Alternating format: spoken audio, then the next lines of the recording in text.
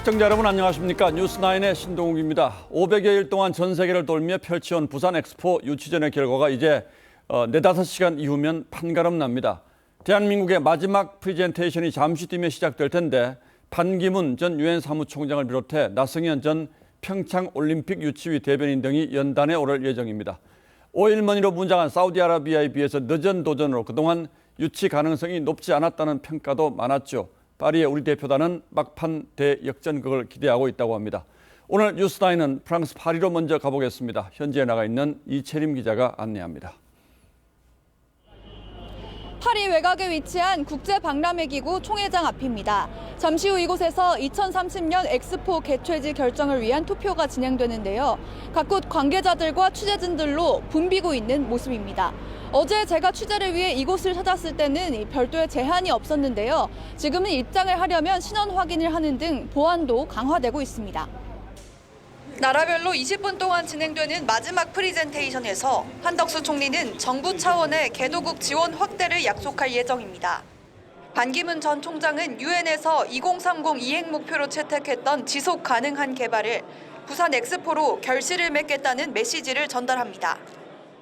The SDG agenda, different from its rival BEAT, Korea is proposing that we waste no time and that the World Expo begins from the morning after its attribution. 반 전 총장의 인지도를 반영하듯 각국 외교관들이 말을 건네고 사진을 찍기도 했습니다.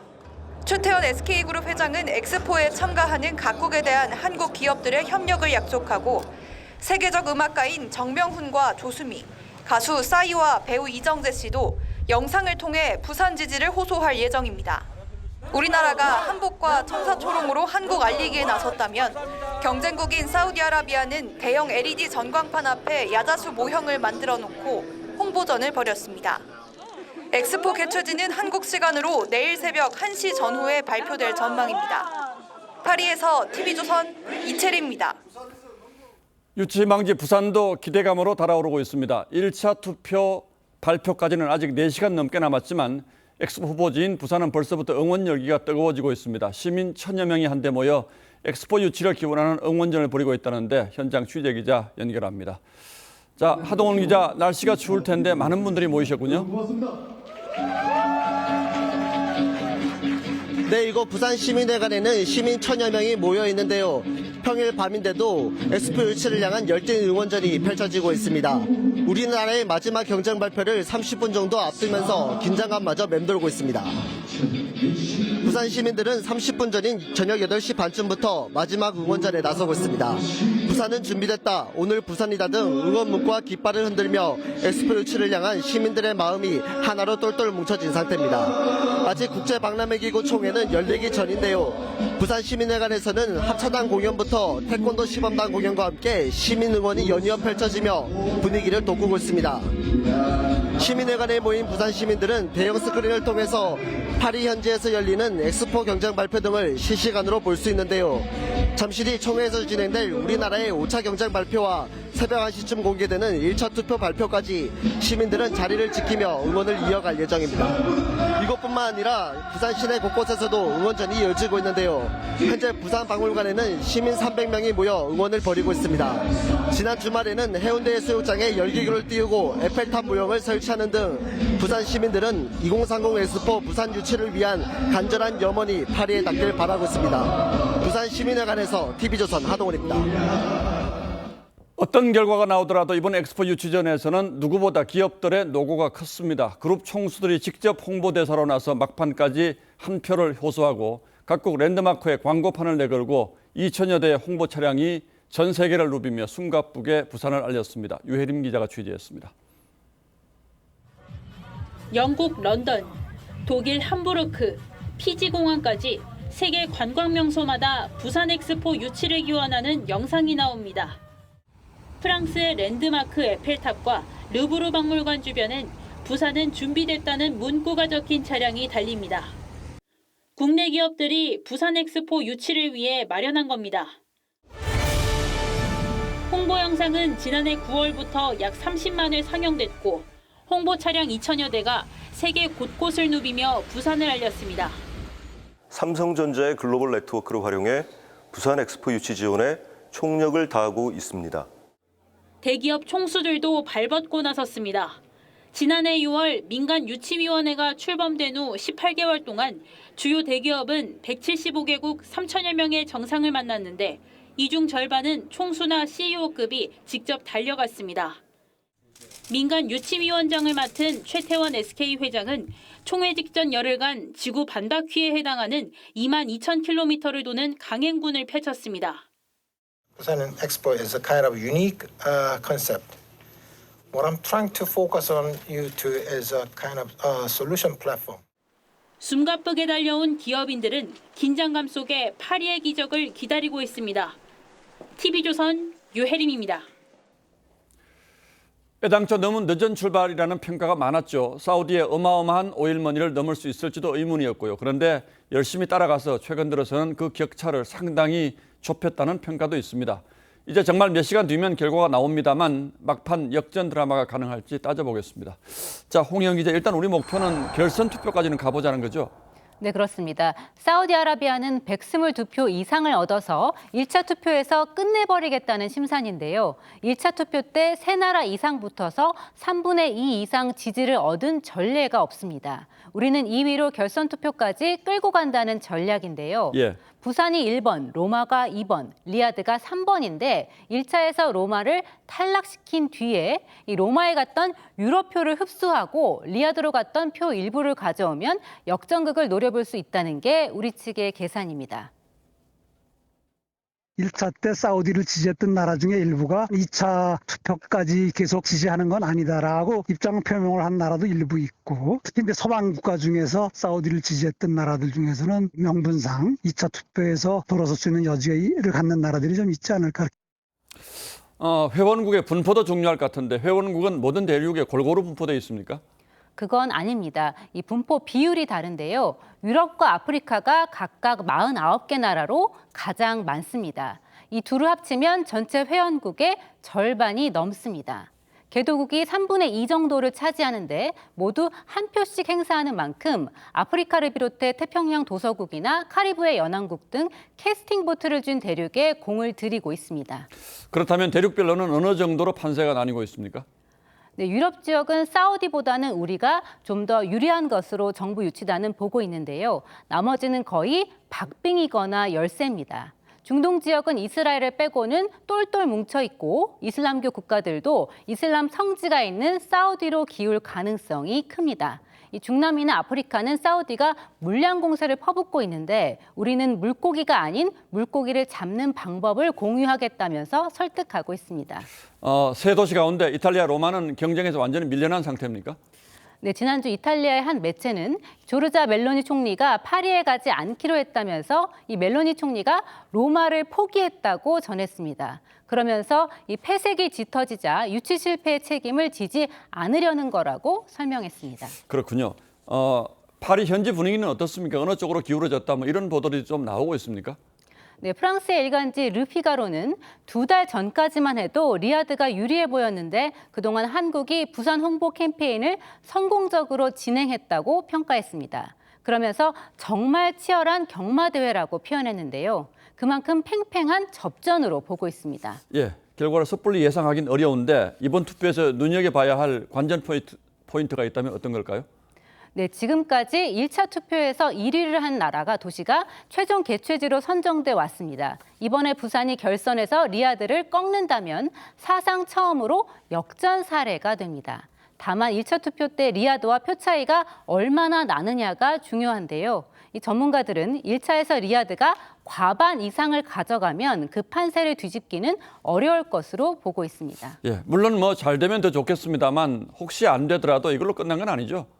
네, 맞습니다. 일본이 1970년부터 지금까지 3차례나 엑스포를 유치한 비결은 관련 조직과 인력을 계속 유지하면서 노하우를 쌓아온 겁니다. 이 전문가들은 우리도 결과와 상관없이 전문성을 이어가야 한다고 지적합니다. 박람회 결과 보고서 집필해서 이제 인쇄만 끝나면 그냥 그 조직이 해산됩니다. 그러니까 이런 것들이 개성이 안 되는 거예요. 쉽게 말하면. 그런 부분에서 우리나라하고 일본하고는 게임이 안 됩니다. 예, 뭐 최선을 다했다고 하니까 이제 차분히 결과를 지켜보죠. 홍영 기자, 잘 들었습니다.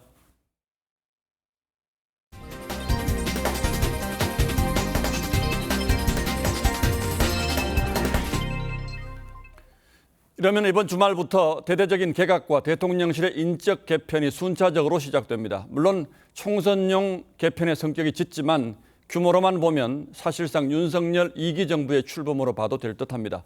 장관만 10명 가까이가 바뀔 걸로 보입니다. 더 자세한 내용은 황선영 기자가 전하겠습니다. 미국과 유럽 순방 이후 2주 만에 국무회의를 주재한 윤석열 대통령은 장관들에게 당에서 총선 차출 요청이 많았다며 다음 주 인사 발표가 날 거라고 했습니다. 자신은 사람을 한번 믿으면 끝까지 쓰지만 일을 잘해서 불가피하게 떠나는 거니 섭섭해 말라는 취지의 설명도 덧붙였는데 복수의 참석자들은 인사 발표가 나도 떠나는 날까지 업무에 충실해 주길 바란다는 뜻으로 들었다고 전했습니다. 정부의 대책들이 현장에서 제대로 집행되는지 내각에서는 꼼꼼하게 좀 챙겨주시기를 바랍니다. 최대 10개 부처 장관 교체가 예상되는데 후임자 검증 상황에 따라 순차 발표될 가능성도 있습니다. 그에 앞서 이번 주말 대통령실 개편부터 발표할 예정입니다. 수석 6명 중 5명의 교체가 예고된 대통령실 비서실 조직은 과학기술 수석을 포함해 7수석 체제로 확대 개편하기로 했습니다. 대다수 수석급 인선이 확정된 가운데 과기수석이 막판 검증 중입니다. 대통령실 고위 관계자는 과기수석실 신설엔 대통령의 강한 의지가 반영된 만큼 전문성을 갖춘 인물이 발탁될 거라고 했습니다. 다만 사회수석실을 사회와 환경 노동수석으로 분리하는 방안은 이번 개편엔 포함되지 않은 것으로 전해졌습니다. TV조선 황선영입니다. 국민의힘은 내년 총선 교체 대상 목표를 최소한 35%로 잡고 있는 것으로 파악됐습니다. 어제 당무위가 밝힌 컷오프 비율이 22.5%인데 이보다 더 큰 폭의 물갈이가 있을 거란 예고죠. 벌써 관련한 미확인 명단들이 나돌기도 해서 당 분위기가 뒤숭숭했습니다. 김아림 기자가 단독 취재했습니다. 국민의힘이 현역 하위 20%를 공천에서 배제하라는 혁신위 제안을 상회하는 수준의 컷오프를 준비 중입니다. 총선 기획단은 혁신위 제안을 넘어서는 엄격한 현역 국회의원 평가 방안을 의결했습니다. 당 핵심 관계자는 내년 총선 컷오프 비율이 35%는 넘어야 한다며 총선 경쟁력이 없는 사람은 배제해야 한다고 강조했습니다. 또 다른 핵심 관계자도 공관위에서 추가 여론조사를 실시하면 컷오프 대상이 더 늘어날 것이라고 전망했습니다. 지난 21대 총선의 현역 교체 비율은 43.5%, 20대 총선에선 23.8%였습니다. 국민의힘 당무위는 현역 의원 지지율이 정당 지지율보다 15에서 20% 낮은 20명을 추가로 공관위에 통보하기로 했습니다. 정당의 지지도에 비해서 개인의 지지도가 현저히 낮은 경우에는 공고를 하기로 하였습니다. 특히 당 지지율이 높은 영남에 통보 대상이 집중됐을 거란 전망이 나오자 당사자들은 불만을 표출했습니다. 영남권 한 의원은 당무감사 기준도 모르겠다고 했고 또 다른 의원은 당에서 나를 배제하려는 것 같다며 불안감을 드러냈습니다. 국민의힘은 앞서 온라인에 확산된 당무감사 하위 22명 명단이 허위라며 업무 방해로 고발했습니다. TV조선 김하림입니다. 민주당에선 비명계 의원들의 보폭이 커지면서 어느 정도 세력화가 가능할 것인지가 초미의 관심사로 떠오르고 있습니다. 이런 가운데 이낙연계 보좌관 출신들이 신당 창당을 선언했고 그동안 말을 아껴오던 이낙연 전 총리도 이재명 대표 민주당을 향해 포문을 열었습니다. 발언의 수위로만 보면 신당 창당을 염두에 둔 것처럼 보인다는데 어떤 말들이 나왔는지 신유만 기자가 취재했습니다. 서울에서 열린 한 싱크탱크 행사에 참석한 이낙연 전 민주당 대표가 당과 이재명 대표를 향한 비판을 쏟아냈습니다. 특히 여당은 강성 지지자와 결별했는데 야당은 참담하다며 강성 지지자들을 묵인하는 이 대표를 직격했습니다. 리더십과 강성 지지자들의 영향으로 그 면역 체계가 무너졌습니다. 당내 민주주의가 거의 질식하고 있습니다. 또 도덕 감수성이 무뎌지고 정책을 내놓아도 사법 문제에 가려진다며 이 대표의 사법 리스크도 거론했습니다. 이 전 대표는 사당화 지적에 굉장히 안타깝다고 했고 신당 창당을 묻는 질문엔 여러 모색을 하고 있다며 가능성을 시사했습니다. 국가를 위해서 제가 할 일이 무엇인가 하는 것은 항상 골똘하게 생각하고 있습니다. 이 전 대표는 현행 민주당 시스템 공천의 훼손 가능성도 언급했는데 곧 시작될 공천 과정에서 비명계를 겨냥한 공천 학살을 견제한 거란 해석이 나옵니다. 이재명 대표는 즉답을 피했습니다. 이낙연 전 대표님 발언 관련해서 입장 없으신 걸까요? 하지만 친명계인 무소속 김남국 의원은 반성문을 써야 할 뿐이 자기 책임은 망각한 채 당을 흔든다고 비판했습니다. TV조선 신유만입니다. 민주당이 최강욱 전 의원의 여성 비하 발언으로 곤욕을 치르고 대응책을 내놓은 지 며칠 되지 않았는데 윤석열 대통령 부부를 겨냥한 비슷한 취지의 최 전 의원 발언이 또 드러났습니다. 이번엔 조국 전 장관의 북콘서트 행사장에서였는데 직접 들어보시겠습니다. 최원국 기자가 취재했습니다. 지난 18일 전북 전주에서 열린 조국 전 법무장관의 북콘서트에서 조 전 장관이 유시민 작가를 인용해 윤석열 정부를 침팬지 집단에 비유합니다. 윤핵관이라는 그 그룹이 또 쫓겨나지 않습니까 지금? 특정 시기에 이용을 하고 버리고 이용하고 버리고 이걸 수시로 하는 게 침팬지입니다. 최강욱 전 의원은 맞장구를 치며 국민의힘 친윤계 의원들을 거론합니다. 윤핵관들 보면은 그 유인원 비스름하게 생긴 사람들 이렇게 자꾸 나오고 그러잖아요. 그러면서 천천히 의미를 생각해보라며 김건희 여사를 암컷에 비유한 듯한 발언을 합니다. 적어도 침팬지 사회에서는 암컷이 1등으로 올라가는 경우는 없다. 천천히 생각해 보십시오. 무슨 말씀? 최 전 의원 발언에 객석에선 박수도 나왔습니다. 최 전 의원은 다음 날 민주당 민영배 의원의 북콘서트에서도 비슷한 취지의 발언을 했습니다. 동물농장에도 보면은 그렇게 암컷들이 나와서 설치고 이러는 거는 잘 없습니다. 최 전 의원은 이딴 막말 논란으로 당원권 정지 6개월 징계를 받았지만 총선 공천 배제 대상에선 제외됐습니다. 국민의힘은 민주당의 솜방망이 처벌이 막말을 양산하고 있다고 비판했습니다. 막말의 맏형격인 이재명 대표가 징계는커녕 엄지손가락을 치켜 세워질 것을 알기에 전혀 두려움도 없는 것입니다.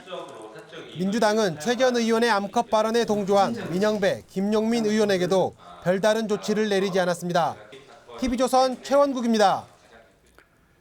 수도권 출마를 선언하며 부산 지역구를 포기한 하태경 의원이 이번에는 종로 출마를 선언하자 여당에선 때 아닌 종로 험지론이 불거졌습니다. 종로는 그동안 대권 주자들이 많이 출마해서 대한민국 정치의 중심, 정치 1번지로 불렸는데 대통령실이 떠나면서 지금은 사정이 많이 달라지긴 했죠. 정민진 기자가 종로 주민들은 어떻게 생각하는지 직접 만나봤습니다. 역대 대통령의 집무실이자 생활 공간이었던 청와대 앞입니다. 종로는 이 청와대로 인해 정치 1번지로 불렸는데 용산 대통령실 이전 이후 그 상징성에 변화가 생겼습니다. 종로 구민들의 민심은 어떤지 한번 들어봤습니다. 서촌 한옥마을엔 소방차도 지나갈 수 없는 좁은 길을 따라 빈집들이 즐비합니다. 양옥을 질 수 있는 허가를 안 내줘요. 기와만 덮여졌으면 한옥이라 그래가지고 규제를 하는 거예요. 낙후된 환경에 젊은 사람들이 떠나다 보니 초등학교는 폐교 위기입니다. 유치원 보내고 초등학교 보내고 하는 것도 이제 그렇게 해야 되나, 이사를 남들처럼 가야 되나 뭐 그런 생각이 드는 거죠. 그러면 그동안 여야 할 것 없이 대권 주자를 포함한 유력 정치인들이 종로에 출마했지만 정작 지역 현안은 돌보지 않았다고 지적합니다. 종로 구민들이 무슨 어떤 특정한 사람 대통령 만들어주기 위해서 존재하는 거 아니에요. 큰 일에 대해서만 자기 목소리를 내지 저희 지역 일에 대해서는 별로 목소리를 내질 않잖아요. 종로는 최근 6차례 국회의원 선거에서 국민의힘과 민주당 후보가 각각 3번씩 단선된 곳입니다. 민주당 후보가 나오지 않은 지난 보궐선거 전까지 민주당이 3차례 연속 승리했습니다. 현역인 최재형 의원을 비롯해 여야에서 하마평이 나오지만 후보가 정해지기까진 다소 시일이 걸릴 것으로 보입니다. 이번 총선에서도 여야 모두 상징성 있는 인물을 내세울 가능성이 크지만 민심과의 간극을 줄이는 게 과제가 될 전망입니다. TV조선 정민진입니다. 불법 촬영 혐의로 입건된 축구 국가대표 황의조 선수가 태극마크를 반납하게 됐습니다. 황의조는 앞서 피해자 신분으로 입건된 뒤에도 국가대표 경기에 출전해서 논란이 일었는데요. 축구협회는 태극마크가 지닌 상징성을 고려해서 수사 결과가 나오기 전까지는 국가대표로 선발하지 않기로 했습니다. 성미혁 기자가 보도합니다. 굳은 표정으로 회의실에 들어섭니다. 대한축구협회는 황의조를 국가대표에서 제외하기로 결정했습니다. 사실관계에 대한 수사기관의 명확한 결론이 나올 때까지 국가대표 선수로 선발하지 않기로 결정하였습니다. 유죄 여부가 드러난 건 아니지만 태극마크가 지닌 상징성을 고려했습니다. 고도의 도덕성과 책임감을 가지고 국가대표팀 명예를 유지해야 될 그런 의무가 있고 본인의 사생활 등 여러 부분을 관리해야 된다는 협회 규정에 따르면 체육인으로서 품위를 훼손하는 경우 징계 대상이 될 수 있습니다. 황의조의 대표팀 배제 결정은 피의자 신분으로 경찰 조사를 받은 지 열흘 만입니다. 수사 일정상 내년 1월 카타르에서 열리는 아시안컵은 물리적으로 불가능합니다. 사생활 영상은 지난 6월 유포됐습니다. 이후 불법 촬영 혐의로 입건된 상황에서도 대표팀의 대처는 느슨했습니다. For us, he's our player, and unless nothing is proven to the case, it's speculation. So until there's nothing really concrete, there's no problem for Ijo. 비판의 수위는 끊이지 않았고 감당하기 힘든 상황에 이르자 결국 축구협회가 칼을 뽑았습니다. 황의조가 유죄가 인정된다면 더 큰 징계가 불가피할 전망입니다. TV조선 성민혁입니다. 매년 수억 원의 광고 수익을 내고도 세금을 내지 않은 유튜버 등 고액 체납자가 무더기로 적발됐습니다. 돈을 가상화폐로 바꿔서 숨기는 등 은닉 수법도 진화한 모습이었는데요. 국세청 직원과 실랑이를 벌이던 한 체납자는 자해를 하는 등 행패를 부려서 눈살을 찌푸리게 했습니다. 최수용 기자입니다. 집수색에 나선 국세청 직원을 강하게 막아섭니다. 지금 무슨 욕 하시잖아요. 아니 다 나오시는 거 다 봤는데 왜 이러시니까. 머리를 벽에 찌으며 자해를 하고 하지 말고. 아이고 사장님 왜 그러세요? 사장님 마세요. 하지 마세요. 집에 들어가선 욕설을 합니다. 나도 안 살라고요. 사는 게 아니고. 금고를 열고 난 뒤엔 어머니 돈이니까 당신들 알아서 해. 나는 이제 더 이상 얘기 안 하려니까. 모르면 열어줬어. 돈 뭉치를 바닥에 뿌리며 행패를 부립니다. 거래 대금을 형 계좌에 옮겨 숨기는 등 30억 원대 세금을 체납한 A씨는 현금 1억 원을 징수당했습니다. 국세청 직원들이 샅샅이 뒤지자 현금 다발이 담긴 쇼핑백이 나옵니다. 너무 지저분한 것들만 있는데. 텅 빈 금고 아래에선 돈 뭉치가 잔뜩 나옵니다. 세금을 내지 않으려 사업장을 폐업 신고하고 자녀 명의로 같은 사업을 이어가다 적발된 B씨는 현금과 명품 가방 등 6억 원어치를 징수당하게 됐습니다. 수입 금액의 일부를 가상화폐로 은닉한 휴대폰 판매업자와 매년 수억 원 규모의 광고 수입이 있으면서도 세금을 내지 않고 친인척 명의의 계좌로 재산을 숨기고 호화 생활을 누린 음식 유튜버도 적발됐습니다. 생활 실태 탐문, 실거주지 수색 등 강도 높은 징수 활동으로 지능적 체납 세금 회피 행위에 엄정 대응하고 있습니다. 국세청은 고액 체납자에 대한 추적 조사 끝에 올해 상반기에만 1조 5천억여 원의 체납 세금을 징수했습니다. TV조선 최수영입니다. 기말고사를 치르던 한 고등학교에서 불이 나 시험을 보던 학생 등 800여 명이 대피하는 소동이 벌어졌습니다. 불은 급식실에서인 것으로 파악됐습니다. 박건우 기자입니다. 학교 건물 위로 검은 연기가 치솟습니다. 소방대원이 호스를 들고 연기 틈 사이로 물을 뿜어냅니다. 오늘 오전 9시 10분쯤 전북 전주시 한 고등학교 급식실에서 불이 났습니다. 학교에서 애들이 포함들어서 애들이 다 불 나는 걸 연기로 창문으로 싸매주는. 거센 불길 탓에 급식소 건물 벽면까지 검게 그을렸습니다. 학교 안에선 기말고사를 치르던 2학년 학생 등 800여 명이 학교 뒤편 공원으로 대피하는 소동이 빚어졌습니다. 1학년 1, 2기수에는 아주 자습인데 2학년들이 수학 시험을 보고 있었는데 다들 당황해가지고. 갑작스런 소방 벨소리에 학생들은 휴대전화 등 소지품도 챙기지 못한 채 몸을 피했고 급식실 조리원 3명은 연기를 흡입했습니다. 부원들 잘 대피하셔가지고 뭐 피해는 없구만요. 아이들은 한 10시 정도 기가도 대피해가지고 지휘사항 전달하고. 소방당국은 식용유에서 번진 유증기에서 불이 발생한 것으로 보고 있습니다. 튀김용 소태서 유증기가 가열돼가지고 그 불이 옮겨 붙지 않았을까 이렇게 추정을 해요. 고등학교 측은 불이 난 시각에 배포된 1교시 수학시험지를 폐기하고 기말고사를 일주일 후로 연기하기로 했습니다. TV조선 박고루입니다. 화살촉 등을 발사할 수 있는 불법 장치를 만들고 판매한 외국인 불법 체류자들이 붙잡혔습니다.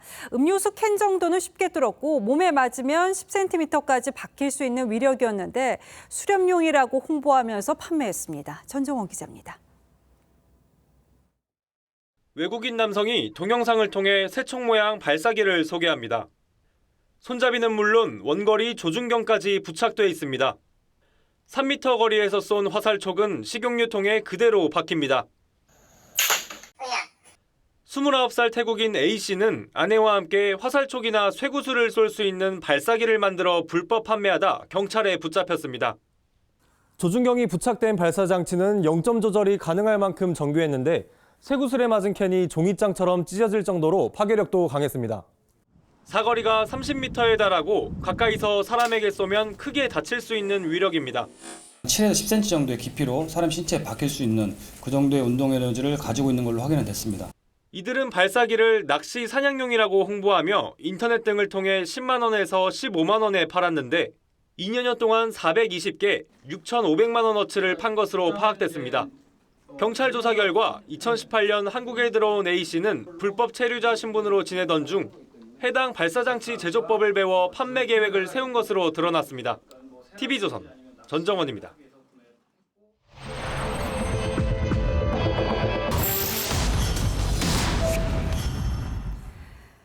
제약사가 시장에 신약을 내놓기 위해서는 반드시 임상시험을 거쳐야 하죠. 이 약효와 안전성을 검증하는 시험이다 보니까 참가자에게는 많게는 수백만 원의 수당이 지급되는데요. 이 취업난 속에 20, 30대 청년층이 아르바이트 삼아서 몰려들기도 했습니다. 과연 부작용은 없을까요? 소비자탐사대 안혜리 기자가 현장을 둘러봤습니다. 서울의 한 병원. 접수대 앞에 긴 줄이 생겨났습니다. 한 제약회사가 개발한 고지혈증 치료제 임상시험에 참여할 66명을 뽑는 자리인데 최고 290만 원의 참여비 지급 조건에 20, 30대 지원자들이 몰린 겁니다. 왜 하셨어요? 뭐냐고. 중요한 아니라고 봐요. 대학생 커뮤니티나 구직 사이트엔 건당 500만 원, 편한 단기 업무, 꿀알바 등 위험성보다 대가를 강조하는 홍보글이 상당수였는데요. 직접 문의하면 내용이 달라지는 경우도 있었습니다. 500만 원짜리 공고는 뭐였어요? 문의 주신 내용에 대해서 정확한 답변을 드리기는 어렵습니다. 문제는 약효 검증을 위한 시험이다 보니 부작용이 적지 않다는 것. 피 계속 뽑으니까 피총이 정하는 분들도 많고 쓰러지는 분들도 많고 그래서 이제 급 부러지시고 완전 마루타죠. 코로나 걸린 것처럼 엄청 발열이랑 그런 게 심했었어요. 약 때문은 아닐 거다 이러셔서 그냥 흐지부지 넘어갔는데 부작용이 발생해도 약물과 인과관계가 없다고 판단되면 보상이 거절되기도 하고 임상시험 참여비도 고성과 폭언 등 다양한 이유로 지급하지 않거나 줄일 수 있도록 돼 있었습니다. 확실히 시기거든요. 시기적으로 예를 들어 한 달 뒤에 갑자기 뭔가 이건 좀 시기적으로 안 맞을 수는 있잖아. 전문가들은 임상시험 이후 6개월이 지나야 다시 참여할 수 있게 돼 있지만 돈벌이 수단으로 전락해선 안 된다고 경고했습니다.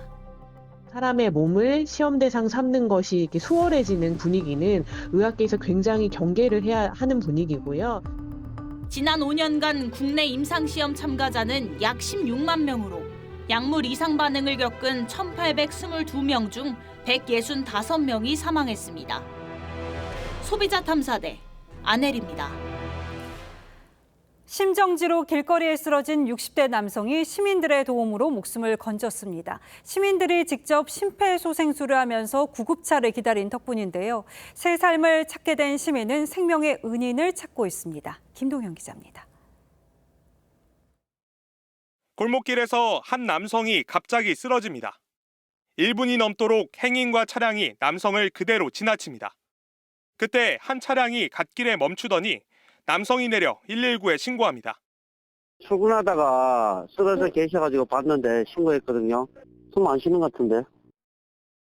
이내 인근에 있던 한 여성이 다가와 심폐소생술을 시작하고 또 다른 남성도 가방을 벗어던지고 여기에 동참합니다. 지난 9월 18일 아침 울산 동구 한 골목길에서 심정지된 60대 남성을 돕는 시민들의 모습입니다. 이들의 심폐소생술은 소방대원이 도착하기 전 5분 내내 이어졌습니다.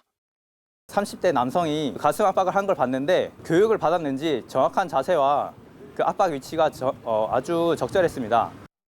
소방대원들의 조치가 이어지는 사이 이들은 이름도 연락처도 남기지 않고 호련히 사라졌습니다. 시민 영웅들의 도움으로 골든타임이 지켜지면서 의식을 잃고 쓰러졌던 김혜연 씨는 보름 만에 일상으로 돌아왔습니다. 김 씨는 새 삶을 살게 해준 이름 모를 은인들에게 감사한 마음을 전하고 싶을 뿐입니다.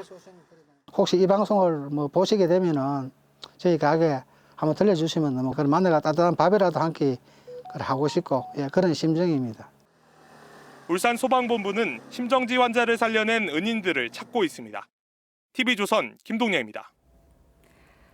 교도소가 이사를 하면 어떤 상황이 벌어질까요? 대구교도소 이전으로 수감자 2,200여 명이 이송되는 특급 작전이 벌어졌습니다.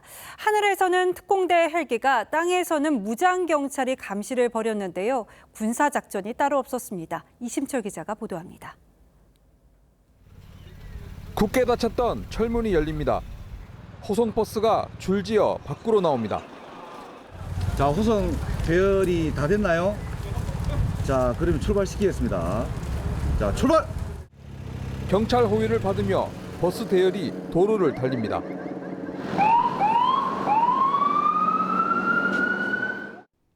버스 뒤에는 경찰 특공대가 탄 차량이 따라갑니다.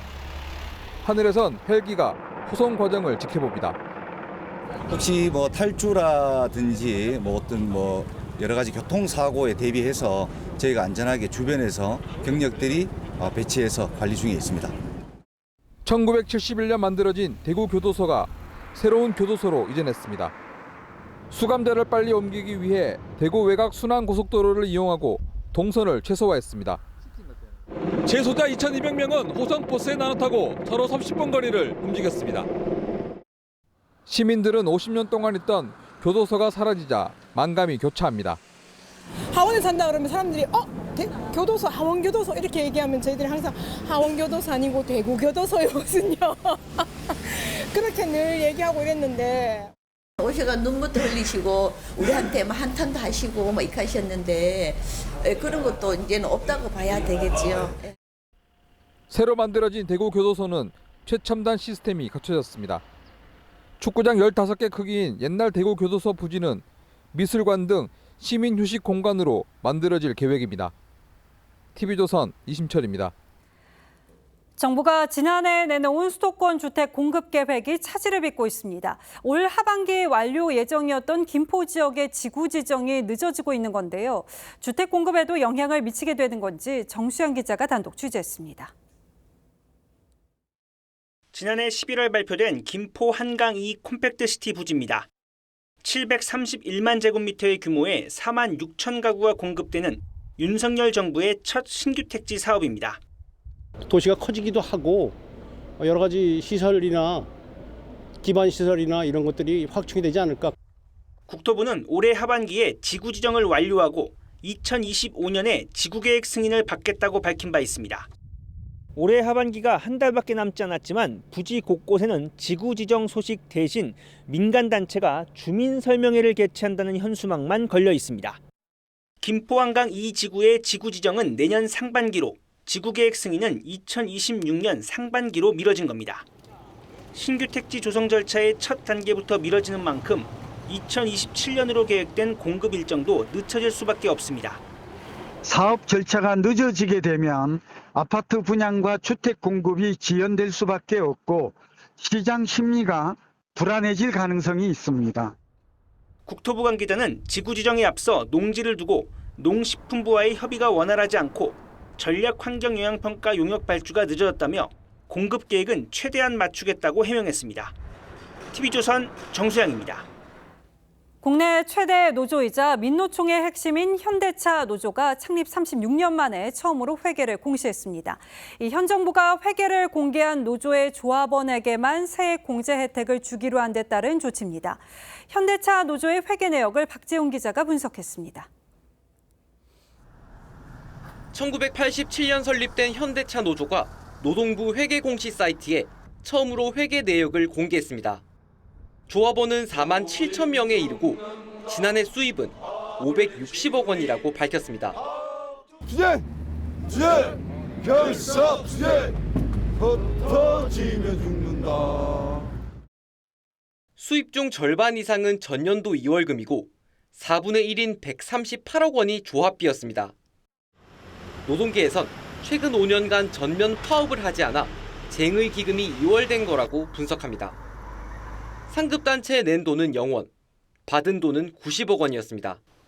노동계 관계자는 상급단체인 금속노조가 조합비를 거둔 뒤 일부를 나눠주는 구조라고 설명했습니다. 현대차 노조 관계자는 TV조선에 회계의 세부 내용은 공유하기 어렵다고 했습니다.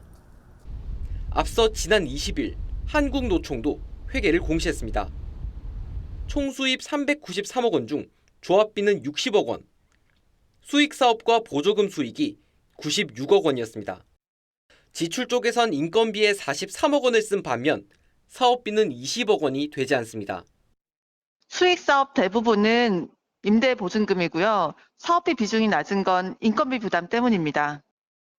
회계 공시 마감을 이틀 앞둔 지금까지 대상 노조 637개 중 530여 개가 공개를 마쳤습니다. TV조선 박재훈입니다. 다음 뉴스입니다. 지난주 정찰 위성을 발사한 뒤에 대대적인 선전에 나선 북한이 평택과 하와이에 이어서 이번엔 미국 백악관과 펜타곤까지 촬영했다고 주장했습니다. 휴전선에선 9.19 합의로 파기한 GP를 복원한 데 이어서 공동경비구역 JSA의 비무장 합의도 파기했습니다. 이태영 기자가 취재했습니다. 북한은 지난 21일 쏘아 올린 정찰 위성 만리경 1호가 미국 본토의 핵심 안보시설까지 촬영해 김정은 위원장에게 보고했다고 주장했습니다. 미국 버지니아주 노포크 해군기지와 백악관, 국방부 청사 펜타곤 등 구체적인 목표물과 함께 시간까지 공개했습니다. 23시 36분 25초 워싱턴의 백악관, 펜타곤 등의 대상들을 촬영한 자료들을 구체적으로 보고받으시었습니다. 특히 노포크 해군기지에선 4척의 핵항모와 1척의 영국 항모도 포착했다고 주장했는데 아직 위성 사진은 단 한 차례도 공개하지 않았습니다. 공개를 하게 되면 자기네들 기술 수준이 드러나기 때문에 그걸 감추려는 의도도 있을지 모르죠. 정찰 위성 발사와 맞물려 김정은의 딸 주애에 대한 우상화도 속도를 내는 것으로 알려졌습니다. 미국의 한 매체는 발사를 자축하는 평양의 한 강연회에서 김주애를 기존에 쓰던 자제분 표현 대신 조선의 샛별이라 불렀다고 보도해 후계 절차와 관련됐을 거라는 관측이 나왔습니다. 공동경비구역 JSA에서 근무하는 북한 경비요원들이 권총을 찬 모습도 우리 군에 포착됐습니다. 북한의 JSA 무장 재개는 9.19 군사합의에서 비무장화를 합의한 지 5년여 만입니다.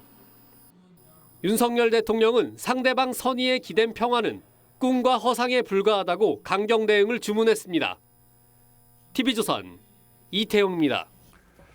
우리 시간으로 오늘 오후에 끝날 예정이었던 이스라엘과 하마스의 휴전이 이틀 더 연장됐습니다. 이스라엘은 억류된 인질을 풀어줄 때마다 휴전을 하루 더 연장하겠다고 밝혔는데 미국과 국제사회는 휴전 연장을 환영하면서 추가 연장과 인도적 지원이 필요하다고 강조했습니다. 보도에 박상준 기자입니다. 헬리콥터에서 인질들이 차례대로 내립니다. 휴전 나흘째, 3살 쌍둥이 자매 등 11명이 풀려났습니다. 나흘 동안 하마스에 억류됐던 인질 69명과 팔레스타인 수감자 150명이 맞교환됐습니다.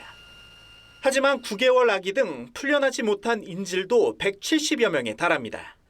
이스라엘과 하마스는 현지 시간 30일 오전 7시까지 휴전을 이틀 더 연장하기로 했습니다. 하루에 10명씩 인질 20명이 더 석방됩니다. 10 hostages that potentially, hopefully, we will see released tomorrow by Hamas. 팔레스타인 수감자도 60명이 추가로 풀려납니다.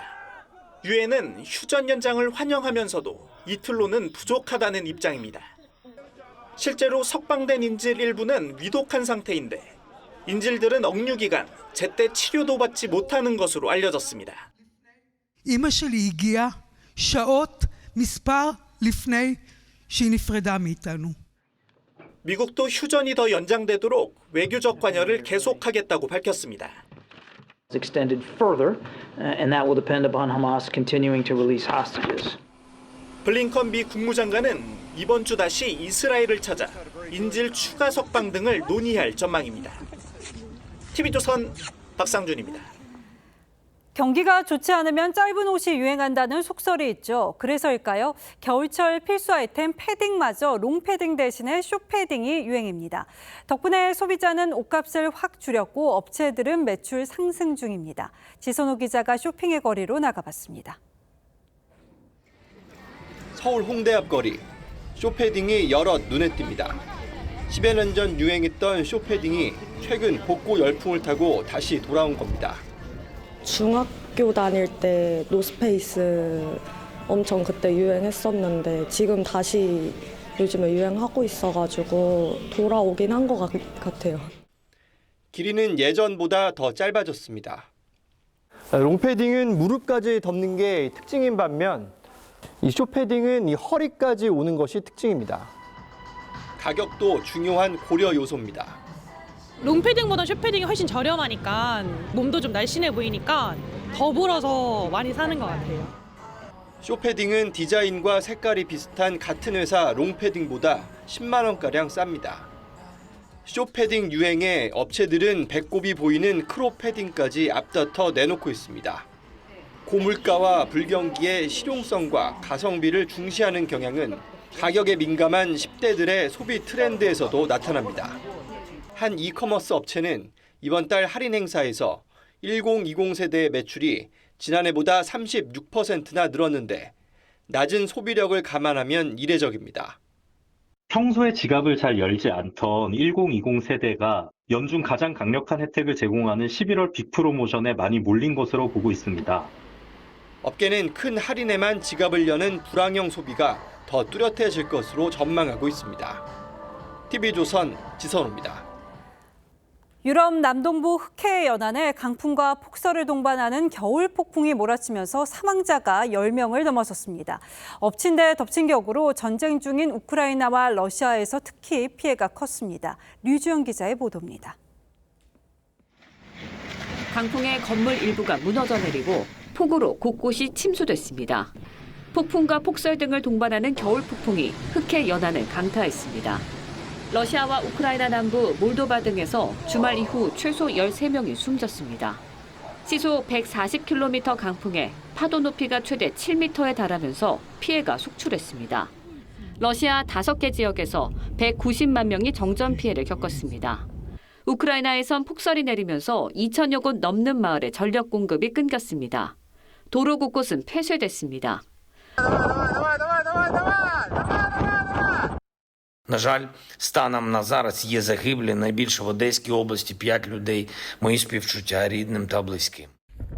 러시아와 우크라이나 간 교전이 치열했던 곳에 피해가 집중되면서 주민들의 고통은 더욱 커졌습니다. серьезнейшего масштаба. Это даже не городского, а считай государственного, потому что осталось порядка 150-200 человек, жителей нашего поселка. 러시아에 점령된 크림반도엔 비상사태가 선포됐습니다. 우크라이나 측은 이번 폭풍으로 러시아군이 만든 참호도 훼손됐다고 주장했습니다. TV조선 류주현입니다. 우리 민화를 주로 그리다가 서양 추상화로 방향을 든 작가가 있습니다. 책과 문방구의 모습을 담는 책가도를 작업해온 엄미금 작가인데요. 박소연 기자가 변신의 이유를 소개합니다. 층층이 쌓은 책.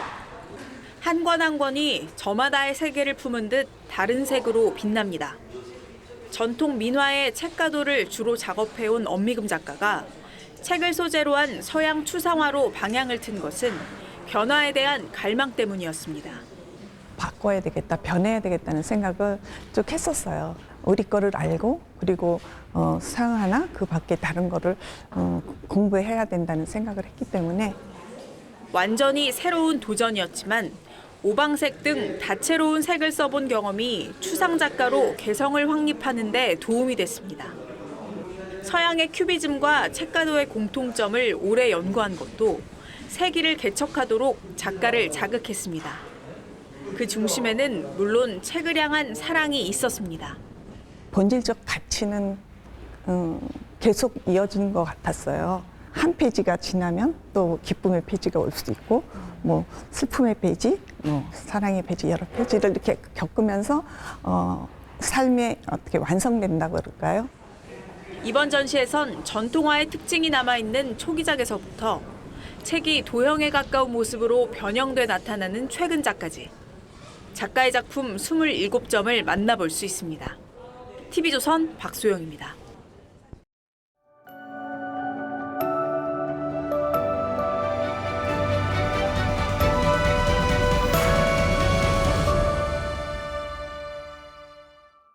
청와대 내비는 박정희 대통령을 따를 거하고 그다음에 1.1 사태 때 김신조가 생방송 회견에서 내뱉은 말 모가지는 충격적이었습니다. 목을 속되게 이르거나 짐승의 목을 가리켜 쓰죠. 모가지가 길어서 슬픈 짐승이라는 명시 사슴처럼 말입니다. 패건 들지 마! 손모가지 날라가 본 게 해머 갖고 와. 냉혹한 도박사 아귀가 화투판을 중단시킵니다. 오냐 내 돈 못하고 내 손모가지를 건다. 하지만 손목이 부러진 건 도리어 아귀였죠. 시인 신대철은 비무장지대 GP 장교로 복무했습니다. 쥐레를 밟고 울부짖는 동료 부하를 덜치업고 나오곤 했던 그 시절의 일기 한 대목 보시겠습니다. 박소희가 한 발 옮기는 순간 다시 지뢰가 터졌다. 워커 뒤축이 떨어져 나가고 발 뒤꿈치가 뭉개져 있었다. 그는 여기서 끝이군요. 감각이 없네요 하며 하얗게 웃었다. M14 대인 쥐레는 발목만 부러뜨리기에 발목 쥐레라고 부릅니다. 영악하게 작은 플라스틱 쥐레의 잔인함에 소름이 돋습니다. 마땅히 해야 될 일이에요. 그때 탄핵에서 딱 발목을 잡아놨으면 발목대기를 분질러놔야 된다니까요. 대통령의 발모가지를 부러뜨려야 한다는 이 사람, 대한민국 국회의원 맞습니까? 자신의 북콘서트에서 나온 암컷 발언에 박장대소했던 장본인이기도 하고요. 이쯤 되면 막가자는 거죠. 이재명 대표의 막말 엄정 대처 경고도 보란듯 깔아뭉개버렸으니까요. 하지만 강경파들의 이번 재갈은커녕 확성기를 단 형국입니다. 역시 암컷 발언 자리에 있었던 한 초선 의원은 총선에서 여당이 승리하면 대통령이 계엄을 선포할 거라고 했습니다. 영화 한 편 보고서 지금 이 시대에 계엄 운운하는 그 뇌를 들여다보고 싶습니다. 영화를 거론하며 이렇게 말한 최고위원도 있습니다. 12.12 군사 반란을 그린 영화죠. 쫓겨나다시피 탈당한 코인 의혹 당사자도 거들었습니다. 영화 보고 나서 김원봉을 국군의 뿌리로 찬양하고 탈원전 국가로 가야 한다고 했던 그분도 생각납니다. 그런데 대한민국 발전의 역사를 실감나게 그린 이 영화를 관람하고는 영화는 영화일 뿐이라고 했죠. 마치 대장동 의혹을 예고한 듯한 영화를 민주당이 외면하는 것과 닮았습니다. 지금 갖다 대느라 열을 올리는 영화와 같은 감독이 만들었는데 말이죠. 안에서는 강경파, 바깥에서는 개딸에게 휘둘리는 민주당입니다. 누군가는 그걸 정치 동력으로 삼아서 은근히 즐기는 건지도 모를 일이죠. 점입가경, 민주당의 행로를 보며 목이 긴 사슴의 패러디시를 떠올립니다. 언제 나는 멀리 보고 살아왔어. 슬픈 건 모가지가 짧은 인간. 한 치 앞을 못 본다. 11월 28일 앵커의 시선은 그 입의 재갈을 이었습니다.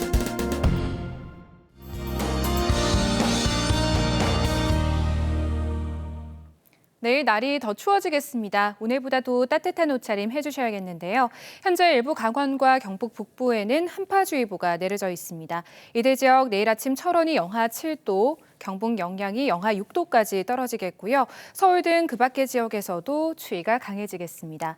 동해안은 갈수록 대기가 메말라가고 있습니다. 영동과 경북 북동 산지에는 강풍주의보까지 내려져 있어서 화재 사고에 유의하셔야겠습니다. 내일 전국이 대체로 흐린 가운데 아침부터 밤사이 서쪽 지역에는 곳곳에 눈 또는 비가 살짝 내리겠습니다. 빙판길 조심하시고요. 서울에서도 눈이 조금 날릴 수 있겠습니다. 내일 아침 기온은 서울이 영하 3도, 춘천이 영하 5도 보이겠고요. 낮 기온은 서울과 인천이 영상 3도 선에 머물겠습니다. 파고는 동해 먼바다에서 최고 5m까지 높게 일겠습니다. 11월의 마지막 날에는 서울의 아침 기온이 영하 7도까지 떨어지겠습니다. 날씨였습니다. 11월 28일 화요일 뉴스9은 여기서 모두 마치겠습니다. 시청해주신 여러분 고맙습니다.